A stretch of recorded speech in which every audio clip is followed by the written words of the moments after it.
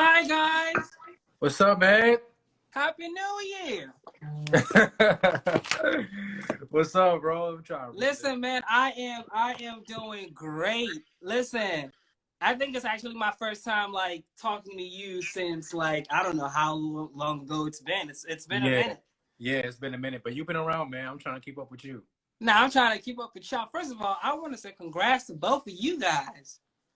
All right. You haven't met, so Lucius, Yeah, this is I was about to say, you gonna Mian, introduce me because Mian, Lucius. Yeah, man. So I've known Lucius, or at least I've seen him around, seen his work, for quite some time. I forgot like what year, at what point that was. yeah, I know that there may have been some interviews between my father, my parents, yeah, and then I know you did work at like was it Radio One yeah, or Radio One. 104 Uh-huh. point? It's like the whole.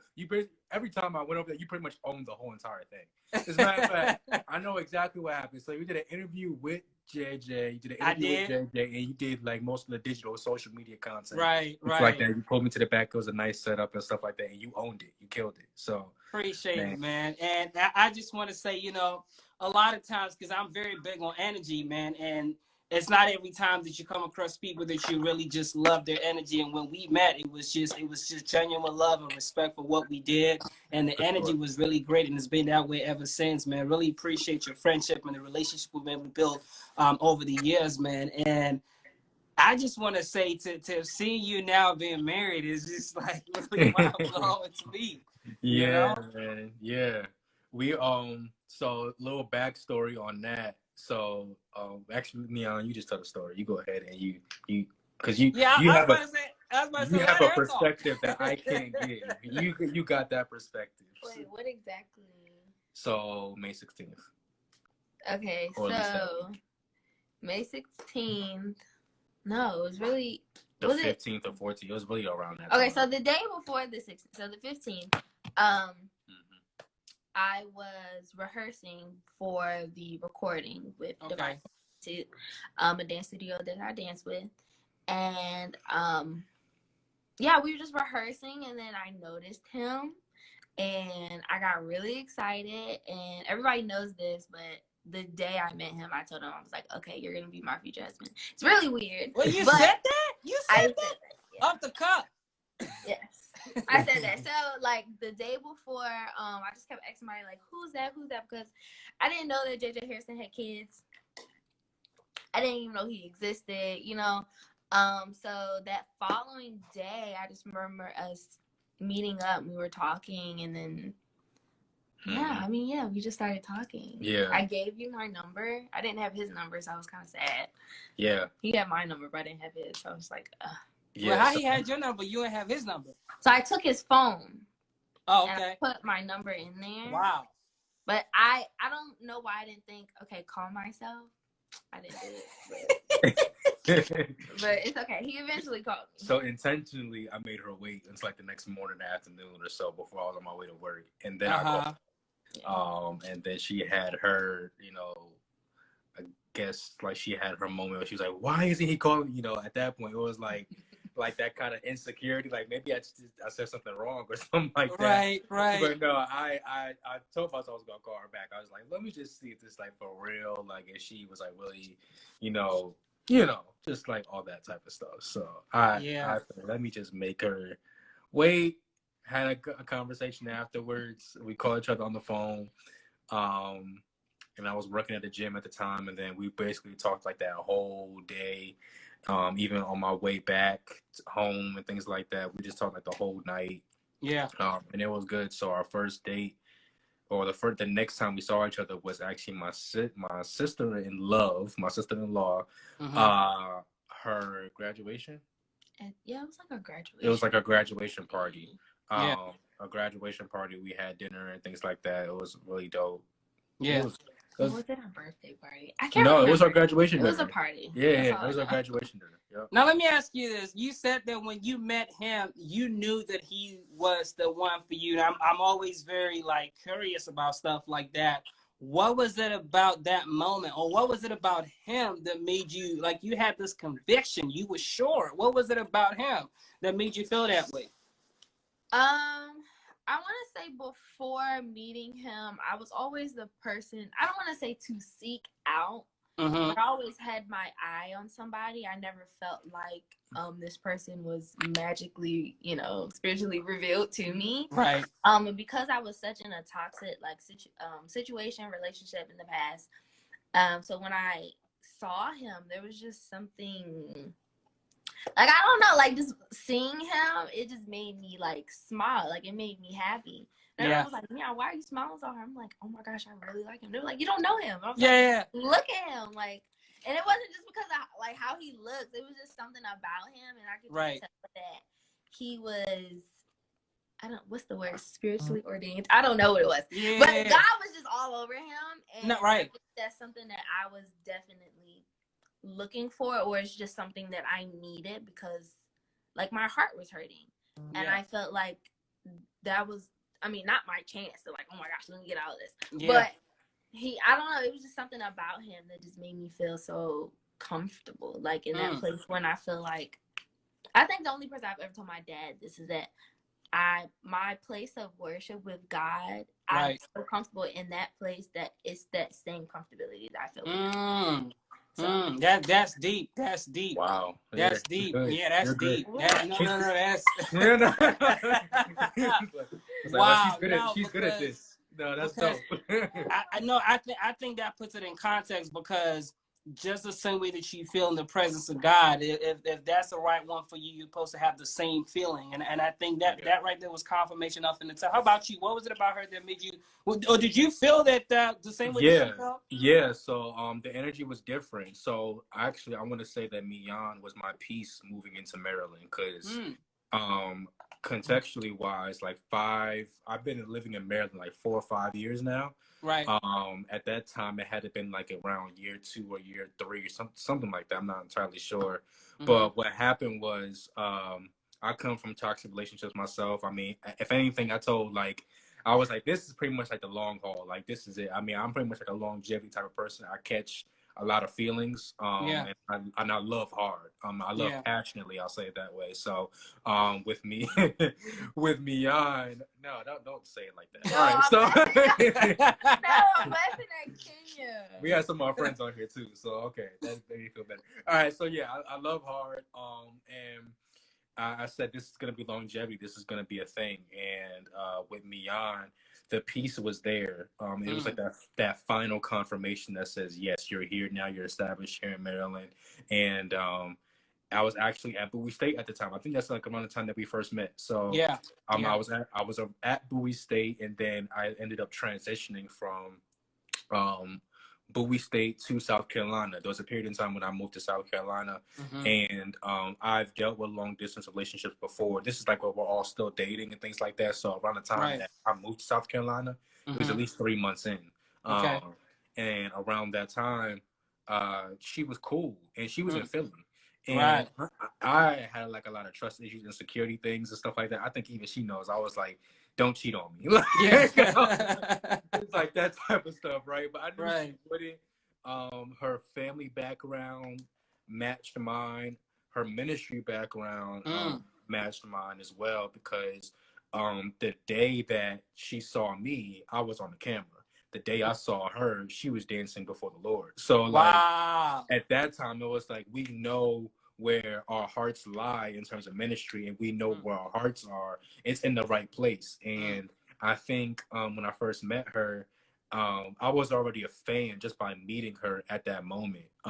She was very quiet. She was quiet at first, but she had this attitude that says, yes, you're going to be mine. And I liked that. I was like, okay, that's cool. So that was one thing. But like in terms of her worship and how she was connected spiritually in terms of dance and in terms of music, I was a fan immediately, and I'm still a fan to this day. Even when she sings, I'm like, by ourselves individually, we're already threats.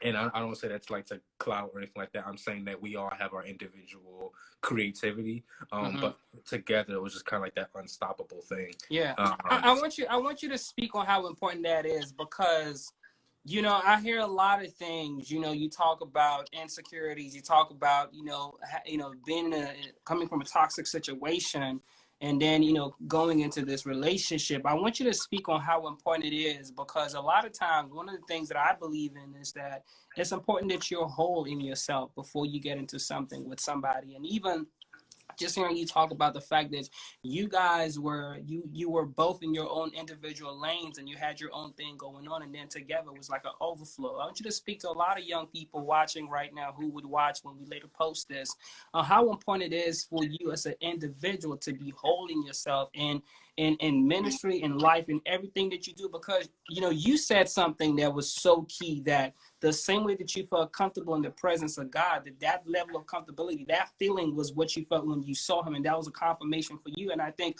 a lot of times we miss how important it is for us to have a great relationship with God. So speak on how important it is for young people, because you guys are really young love, how important it is for you to be secure in yourself and be whole in yourself before getting into something with somebody.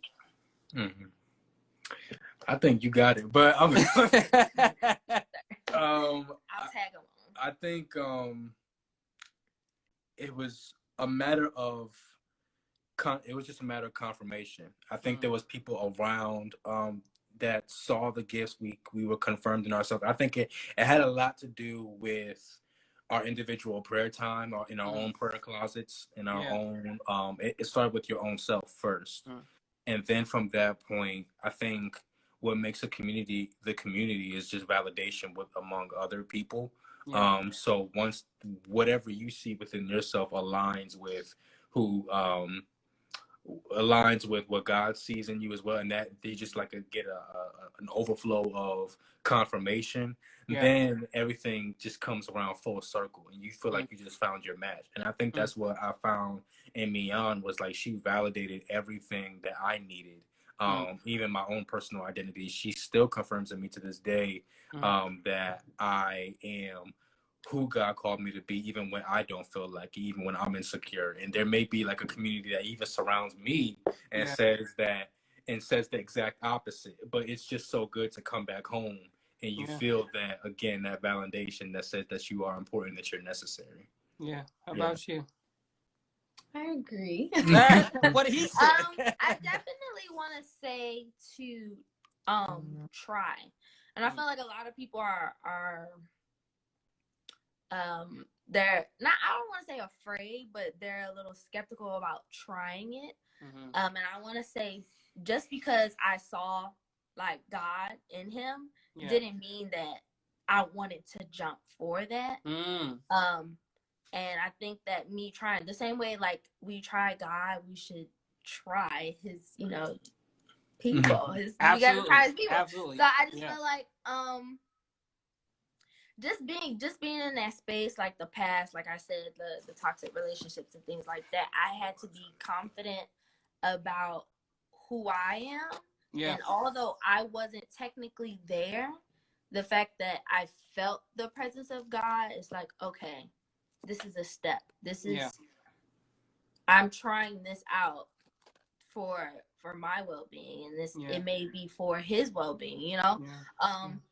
And there's always room to grow. There's always room to grow, because like he brought up prayer life. I would pray.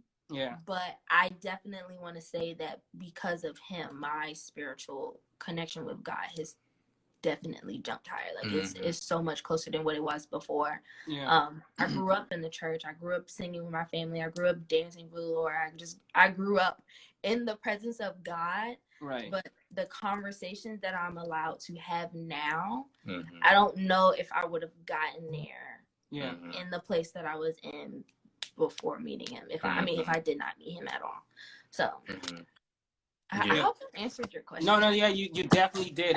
That's you did. I want to take a different turn at this point, because I feel like a lot of times when we meet and it's exciting, it's amazing, it's wonderful, it's often challenges along the way that we have to deal with. And if y'all could just talk about, because you kind of hinted at, like you touched a little bit on it, like when you were speaking earlier. So if you could just touch on some of the challenges that you guys had to deal with even though you had this confirmation, even though you felt like you were right for each other and everything, some of the challenges you went through and how you were able to overcome those challenges. Because I think it's going to help a lot of people watching who maybe might be in relationships right now or might be thinking of getting into relationships.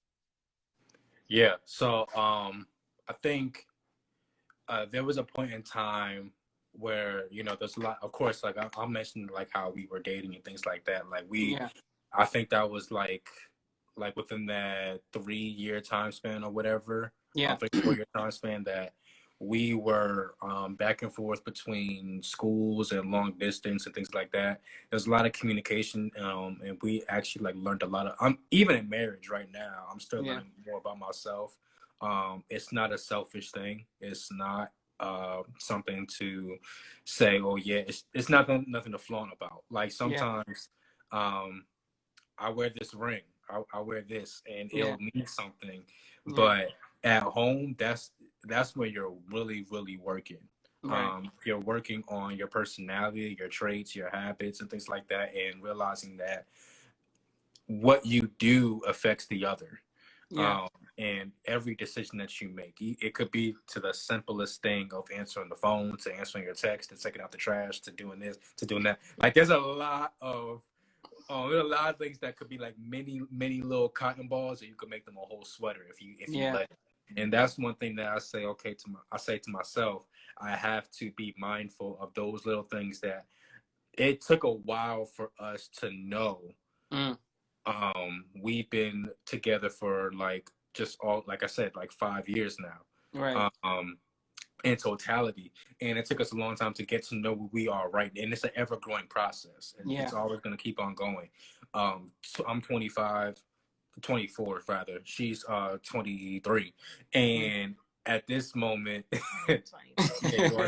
we have like a odd difference, like a year, and then it becomes like a couple of months or whatever. So it's like it's weird. It's weird, but ultimately, how we are now, 10 years, we're not going to be like that. There's going to be something else that's going to get on our nerves and make us tick. So that's what I love about marriage, low key, because like every day becomes like a new problem, but you have to solve it. So that's what I love about it. And I persuade anybody else who's going through these relationship challenges and going through whether that be marriage or not married at all, if you're dating, get to know the person, get to know what makes them the way they are. It may have nothing to do with you. It may have something to do with family background that precedes you. There's some things that I learned that I get from my father, that I get from my mother, and some things I learned about her that get on my nerves, that get from right. So you know what I mean, right? So like that type of stuff is where practically I try to manage. I try to judge and and understand where everything is coming from. Yeah. How about you? It's definitely the growing part for me. We're going to continue to grow as people, as a married couple. I know in the past, right now, communication is our number one thing. And it's been the strongest thing for our relationship. I think when we first started off, we had communication, but it wasn't the communication level that we're on now. Like, I think in the beginning, it was, make sure we call each other during this time, this time. I have class at this time. When do you have class? Let's make sure we communicate. And I feel like it was just to talk. It wasn't really to dig deep into who we are and how we can just like to grow together, like become to the day we're at, like right now we're one now. So like we didn't really speak on that level. And I think it's a different beast. It's a whole marriage is a whole different ballgame. I was about to say. I mean, we didn't realize, like, we were like, oh, we're so in love. We're gonna like this, yada yada yada. We're gonna get married, and it's gonna be like this. Like, people say, did you like always, like, for your wedding day, like, did you know like exactly what's gonna be like? I'm like, no. So when they go, we thought we knew what marriage is going to be like. It's not that. It's nothing what we thought about. It's even, honestly, amazing. It's so much more than we could ever think of. And I think the process of how we're just so comfortable with each other. So it's just that growing process. Like, we've grown and we're going to continue to grow individually, but as one now, it's a whole nother thing. Yeah. So it's not just me growing by myself or you growing by yourself. It's what? Yeah. Let me ask you this, because I didn't realize how young you guys were. Like, I didn't. Yeah. And that's the other thing too, because a lot of people say, "Why so young? Why don't you wait a little bit so you can just check and see?" You know what I mean? But how did you guys know that? Okay, because it's one thing to say, "All right, this is the one for me." Like, you know what I'm saying? I feel like we're gonna be together. But to get to that point where you can comfortably take that next step to marriage, you know what I'm saying? Was there something there that you guys were like, all right, we're ready and let's do it? So yeah, I'll give you like a little bit of context too on that. And my parents got married young. I want to say by the age of like 21 and younger. Yeah. Her parents were the exact same way, but we saw the fruit of it, and that's what the beautiful thing was. I think we're all together, like between the both of our parents, 25 years plus. 60 years on my grandparents' side. And we just saw the fruit of what God can do in that. And that was the most beautiful part. Now, in terms of like us, like I said, the amount of time that we've been dating and going through the long distance relationship type of thing. And when I finally came back to Maryland, it was always the faith in God that said, let's try it. And let's do something new. And that's why I love. Where we know that there's no doubt in our mind that God can provide our natural needs for us. And everything about you complements who I am. Everything about who I am complements you. So at that point, it was like, let's just try. Let's do this. Let's actually go on this next journey. And there was I don't think we really argued like that. We didn't really have as much to argue about. We had debates. We had conversations about certain things, and it had a lot to do with life in general as we speak. There was one time that we talked about, I think her life like wanted to move forward in like another state or something like that, and I was like, that's not happening. So yeah, that was a whole different conversation. How'd you feel about that? I was a little hurt at the time. I was very hurt. But I think that I came to a comfortable place that, like how I said in the beginning, be seeing God through him, and that comfort that I have with God that I feel with him. I don't want to say that God forced him to say, you're going to say this, and this is how she's going to go. Of course, I mean, he controls our everything. But I think that everything that happens through my life, I know that God is showing it through him to me. And of course, it wasn't something that I wanted to hear.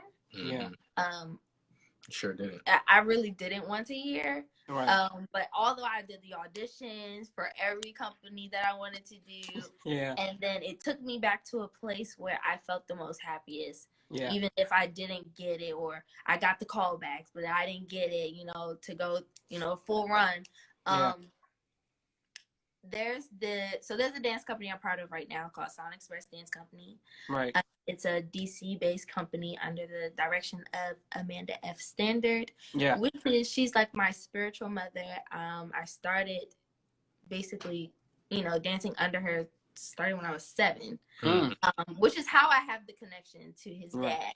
And then, which is how I got the connection to me. To him. So, okay. So, I see a little bit of destiny in it, if you ask me. I feel like it was destined. Yeah. At that point, she was dancing behind my dad anytime that my dad came up to Maryland. It's when I started. It's when I started when I was 7. Yeah, and she started when she was 7. We didn't know anything at all about each other. Right. She didn't marry me because I'm JJ Hairston. I really didn't. Like, she didn't even know. She didn't even know. It really just happened to be that way. No, because I actually asked one of my my older brothers. He was like, oh, his name is James, yada, yada, yada. He didn't say, oh, that's JJ Hairston's son. He just said, oh, that's James. I said, I want to meet him. Right. So the next day, when I think Dad, he like called all the kids up. Yeah. They were talking. I was like, oh, I didn't know. Yeah. So it wasn't, so I knew him. I was interested in him before I even found out. And of course, it's like, okay, yeah, I love you so much. But, you know, I mean, he's just Dad, honestly. I don't. Right. Yeah. You know, let me ask you something. Let's turn another page now. I like to ask people this every time, you know, just helping me know what your style is and what your vibe is, you know, being that you guys, you know, are, you know, grew up in church and everything. Let me ask you this. If you had to pick between praise and worship and the word, which one would it be? Praise and worship all the way for me. See, I may be the opposite. I may be the opposite. And it's different, man. It's different. Like the word itself, it depends on who it's coming from, number one. Okay. Because with praise and worship, I can always tell the spiritual growth inside of a person based on their heart and their posture. Like Mian, I could listen to her. If she sung up on a Sunday, no matter where she is, I'm gonna watch because I know her heart is authentic. Yeah. When it comes down to doctrine and you're talking about the actual word, I need to know where it's coming from and where the source is and what you believe, because I think what confuses a lot of millennials and just in general is who this person believes and why they believe it. So I think the word, like there's only people that I get few words from, and that's Apostle Stevenson, Matthew Stevenson, that's All Nations Chicago, and Jake's, of course. Yeah. And there's a few others that are also out there. I just believe in good doctrine because that will ultimately impact not only you but your future generations as well. Because some people don't know exactly why they believe what they believe. And that may come from either grandma's religion, that may come from your mom's religion, that may come from anybody's religion. And what impacted me the most in college, there's a few transitions in why I made from Bowie State to South Carolina. It's because I ultimately was influenced by other cultures and other belief systems. And that impacted me in a way where it caused disruption amongst my family, between myself and my family. And again, if you have that doctrine sound in you, then ultimately it could better impact and influence in your life and just in general. I think that all doctrine is all decisions come from good doctrine. And it would happen. That's amazing. So I try not to confuse the two because I can't get a choice. Because if it's praise and worship, then I'm going to be confused by bad doctrine. If it's word and I don't know what praise and worship is, then my posture is different. I can't. Wow.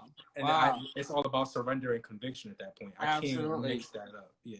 I like that. Now, let me ask you this: what is one clothing accessory that you cannot do without, that you gotta have? Well, I gotta have my ring. I mean, that at this point, I lost my ring at least. How many times did I lose my ring? He didn't lose it. She said he lost it one time. He misplaced it twice. That's total 3 times. Misplaced and lost. Loss is when it's in a place that you never know if you put that. But by the grace of God, he revealed it. Okay. Yeah. Now misplaced it. It was like, well, I thought I put it here, but I didn't. But I didn't. Yeah. So how about you? What's one clothing accessory that you cannot do without, that you gotta have?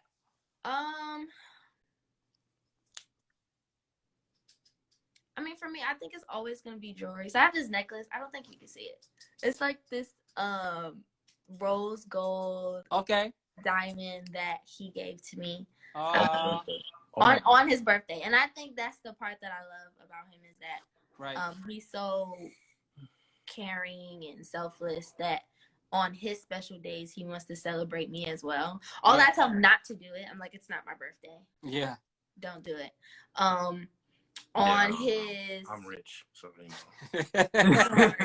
So I think this was one of his recent birthdays before we got married. Yeah. Right. He gave me this, and then the time after that, when he gave me the promise ring, he gave it to me on his birthday. So it's he just likes to surprise, and celebrate me, even though I'm supposed to be focused on celebrating him.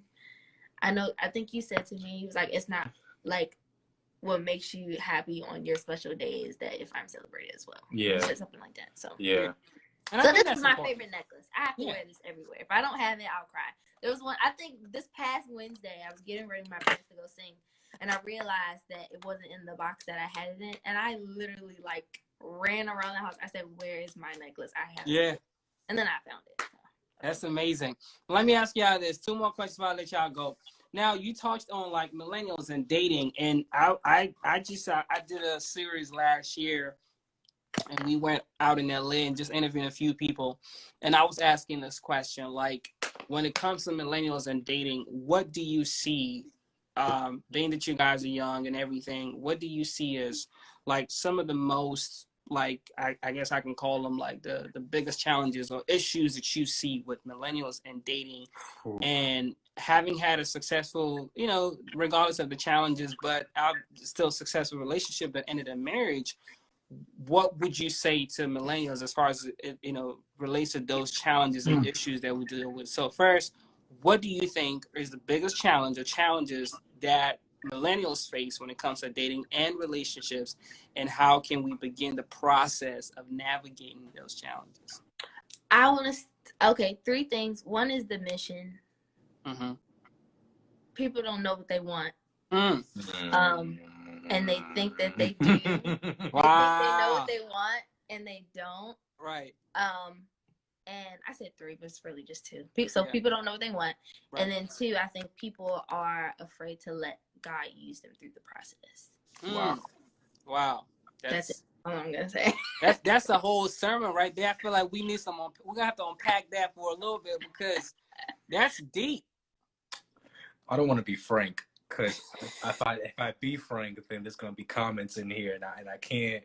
Right. No, be frank. No, we're frank at this show, man. That's the whole point. You gotta be frank, man. Oh my Lord. Take your time. Take your time. Take your time. I want to say it, but I can't say it. What are you just say it? Just say it. Don't shack up. Don't. Don't. Oh yeah, I don't do that either. Don't. Please don't.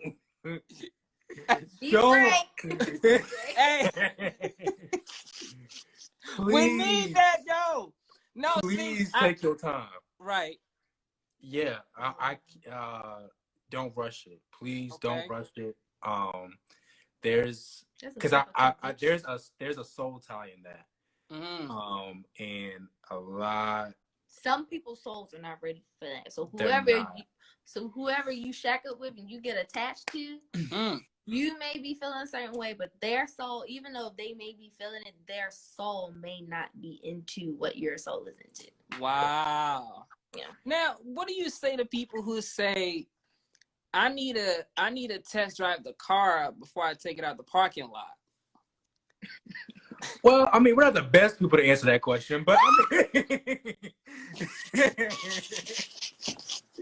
we're not the best ones to answer that. However,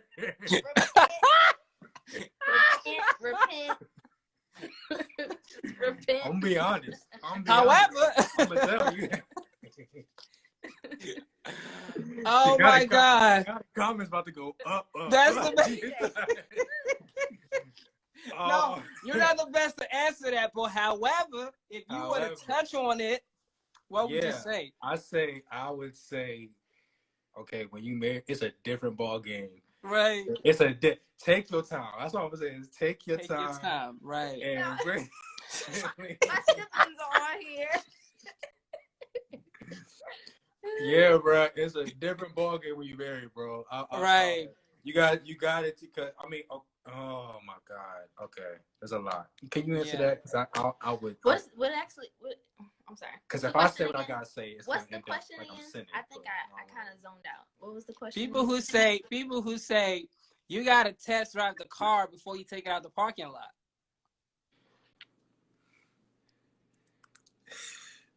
I mean, everybody's gonna say wait.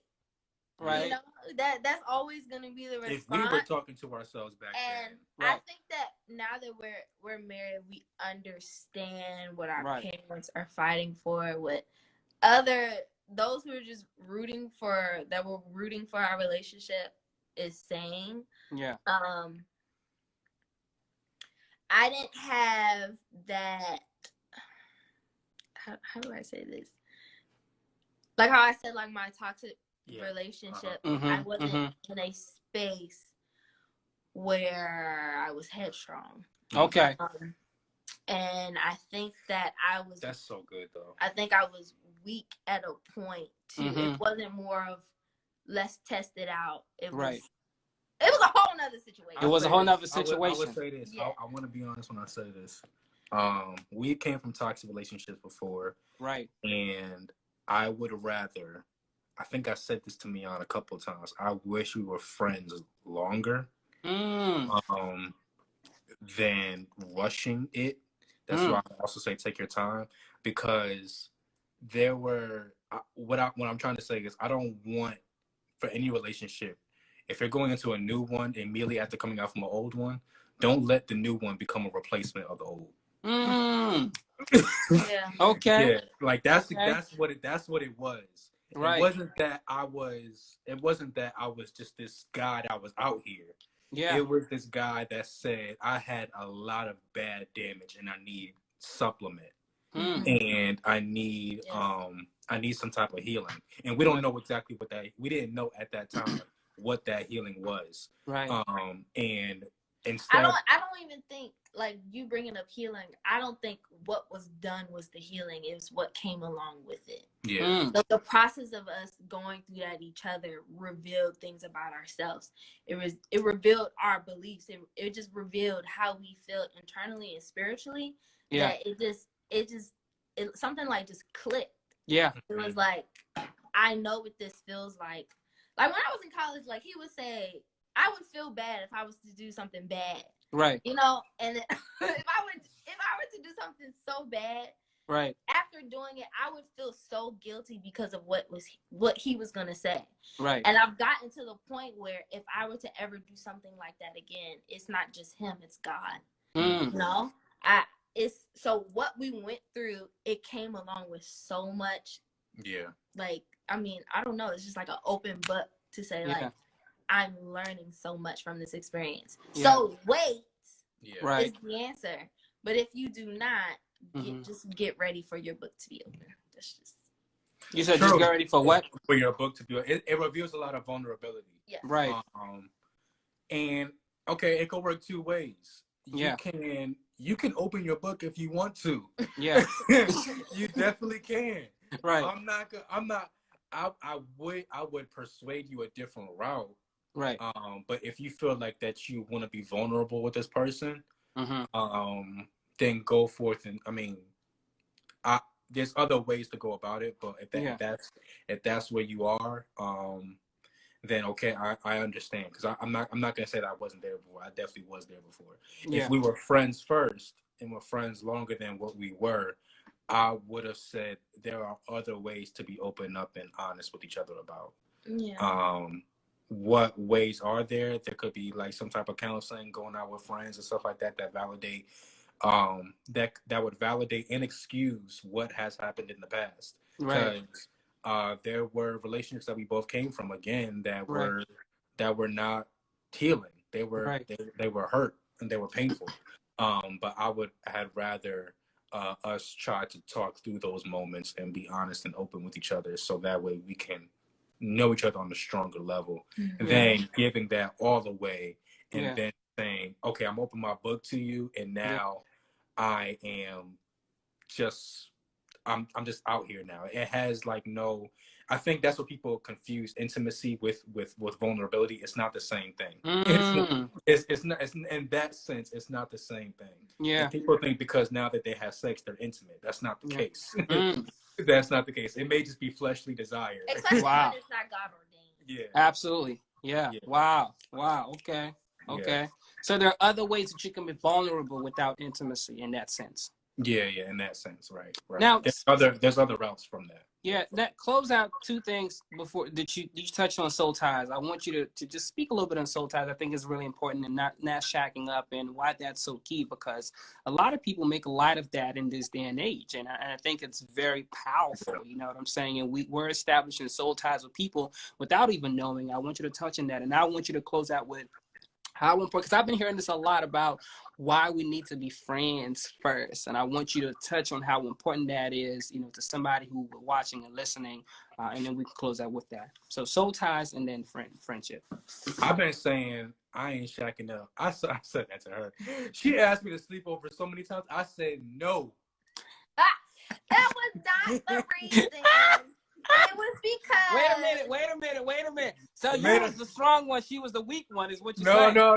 I don't want to get confused. It was like that. The man of God said no to this. That's it. Yes, but it was more of so. It wasn't because I wanted to do something. No. It was really for care purposes, because at the time he was living in. I was in Bowie. He was in Waldorf. Right. So I was that person that took. I would drive there and back maybe like 3 times a day. Right. That's first because in Waldorf, what's in Waldorf?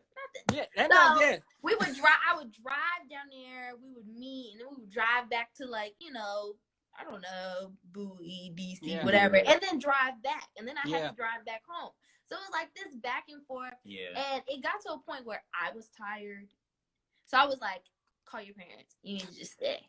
Mm-hmm. One, I would never will I ever. First of all, I'm a daddy's girl.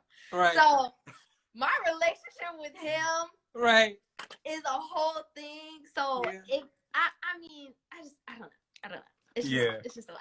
Yeah, she definitely cared for me first. Right. I care for her too, but she cared for me in a great deal in that measure. Yeah. But I've always said, like, I've seen relationships prior to now. I was like, man, don't put yourself in that situation. Don't lock yourself in, because it's hard to get out. Right. And I've seen, like, there's relationships that I've seen struggle in that sense. Mm-hmm. So I said, cool to be friends first. Again, like kind of like that validation that we were talking about. I don't think I was even that. I don't even know if I was that vulnerable in terms of like what made me hurt or what made me tick at that time. Right. As I am now, I'm like, okay, like this is a no, this is a no, this is a no. And I'm very strict now because I'm becoming more of an adult. I'm making my own, money now. We're in our own house. So like there's a lot of things that, for both of us, it's like we're grown and we're growing with each other that we can't do childish and foolish things that we used to do. Right. Right. So I would like to anyone, I'm like, yo, this really we were kids. I think we still are kids. We're still kids. But like really become independent in yourself. And know what your independency is going to be like. I told Mian, I was like, man, like marrying her, like I feel like I'm going more and more to adulthood every day. Like there's certain things that she'd be looking at me like, why did you do that? And I look at her like, why did you do that? So like there's a lot, there's independent thought, independent ways of doing things. Like it's just really get to know that person and why that is. And I promise you, waiting will feel so much better. Yeah, it's something about being friends first that just saves you the trouble of going through the challenge, it's kind of like, now I'm bringing up the Bible, like the whole thing with Adam and Eve, and God was like, don't eat from that tree, right? And, you will see what I see, like something will be released. So I think going into that, when you like disobey God, or if you go exactly against what He said, there's just so much revealed, and there's so much you have to work through. It's the point where, like we always say, the children of God are always challenged, and we are, regardless of what the situation is. Right. But there's other ways, because God's going to continuously challenge us regardless. Right. But there's always ways to go throughout that process. Like it could be so much easier if you just start off trusting God, making sure He's the forefront of you and the other person in the relationship, you know? Right. And I'll be honest. I mean, we'll be the first ones to tell you that we started off a little wrong. You know, we said that we was gonna, then, what happened. So we'll be the first ones to tell you that we didn't do things the right way all the time. And I always look at it like this: God could give a baby, a 3-year-old, a car. Right, but what is that 3-year-old gonna do with the car? What is that 3-year-old actually gonna do with that responsibility? Everything has a season. Adam and Eve, they had their season. Right. They had I need a charger. Everything had a season, and if you rush that season, then not only you saying to your partner that I don't trust you, or that we're rushing ourselves, you're saying to God, I don't trust your process. And that's the issue. Even with the whole shacking up thing, it's like, okay, not only we establishing our own covenant that we don't know, like we don't even know like how to move ourselves. We're saying to God's covenant, and to His promise, and to His future that He planned for us, we don't trust you yet, so we're gonna start our own. And that's that's so powerful, man. Listen, comment section is going off. But really, thank you guys so much for coming on the show, man. You guys really, really grateful for this time and just sharing, and it's been an amazing time, really just seeing the comment section, people being blessed, and thank you guys so much. I want to, if you guys have anything that you guys got going on that you want to, the people to know about, please share, where can they find you on social media and what you got coming up. So this is our marriage page. It's Jay from Mian. Mian has an Instagram page with 2 I's and 6 N's. If you ever want to follow that. It can't just be my regular name. There's too many Asians with my name. So. My name is simple. It's James IV. If you put in the 4 underscores there, it'll be there as well. But How Are the Hairstons, another page that we're growing now. Which is basically like our family lifestyle page between my parents, just the whole entire Hairston family. And we'll feature some of her family as well, because the white family sings, and we're also going to showcase that too. So anything like music and everything like lifestyle related, that content is available, as well as our page ourselves. And we're going to be dropping a couple teasers for our because we haven't even dropped the wedding yet. Like, we haven't even done the wedding footage yet. I was about to say, we ain't seen that yet. We ain't you seen the engagement video. I saw, and then I saw the part, there was like the little, you guys were like jumping on the thing. It was like on the bed or something like that. We saw that. We had that one, but like the teaser and the recap video for the wedding, that is going to be dropped like the next couple of weeks. I'm just rolling that out. So we have like a couple interviews and stuff. Like, I'm glad we had this. And we're going to have a couple of lifestyle stuff. So it's going to be cool. That's dope.